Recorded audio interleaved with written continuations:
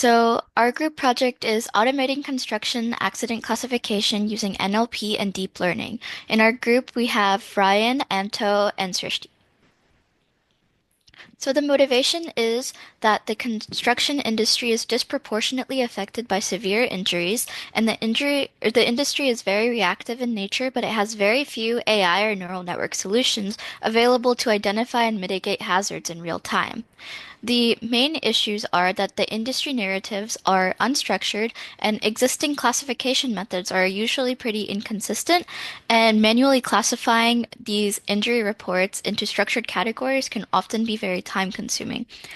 Our main goal or objective is to develop a multi-label classification model that can automatically report the accidents using accurate classification as per the OSHA policy. We also want to just develop a model that can help workers proactively identify hazards when they're on site while preparing for tasks. So, injury reports from fields often have a lack of proper classification due to things like time constraints and user uncertainty. Having a multi-label classification model can help auto-label incident narratives into an OSHA-style category assessment that can provide consistent, accurate, and auditable reporting.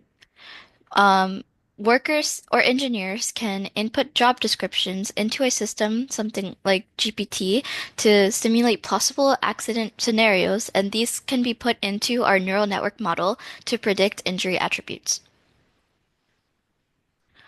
The data that we use for our project comes from the OSHA Severe Injury Reports, which is publicly available through the U.S. Department of Labor.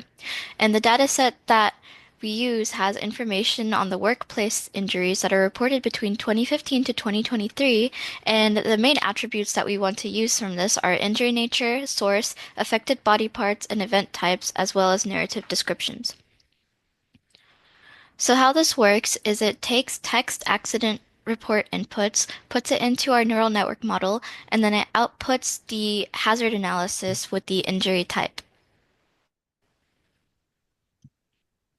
So we found that our data set was imbalanced across labels. Some classes were common, like fractures or falls, while others were rare. So to handle this, we use class weighting to boost the importance of rare classes during training, and also focal loss, which emphasizes harder to classify examples, adjusting the loss function dynamically. These are some class imbalances. So for our baseline model, we started with the traditional pipeline, which is TF-IDF for feature extraction and a multi-layer perceptron for classification. The TDF-IDF converts the text into sparse vectors based on the term frequency, and the model had two hidden layers with 128 neurons each with RALO activation and dropout, and it fanned the outputs to four classifications. So the baseline performance was a 49.3% subset accuracy, which correctly predicting all four labels that percent of the time, with micro and weighted F1 scores of 80% and macro F1 of 66%. This tells us that while full label consistency is hard, the model is doing a decent job on individual label accuracy. Here are some confusion matrices showing where the model did not perform well. So the fall incidents were misclassified as contact-based injuries a lot, lumped in as trunk or head injuries. And for source and nature classification, we saw even more issues, where the model misclassified most container-based injuries and surface wounds. This further reinforced the idea that we needed to upgrade our model. So we upgraded to a pre-trained BERT model, where each narrative is tokenized using WordPiece and passed through BERT's transformer layers. From the final layer, we extract the token embedding, which captures the full sentence's meaning. This embedding is sent to four classifier heads, with one for each label. Because BERT learns contextual word relationships, it can understand cues that the baseline model missed. So BERT outperformed the baseline significantly with a 72.1% subset accuracy, 95% micro and weighted F1 scores, and 93% macro F1. We trained for 6 epochs using a small batch size and the Atom optimizer with both class weights and focal loss to manage the weight imbalance mentioned previously. So one improvement was clear.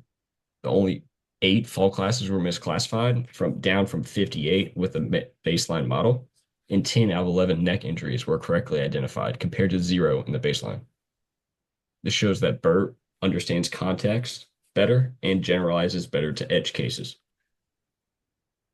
Other improvements, the model went from 0 to 7 correct predictions on surface wounds, and injury source classification, especially for rare items like containers, improved across the board.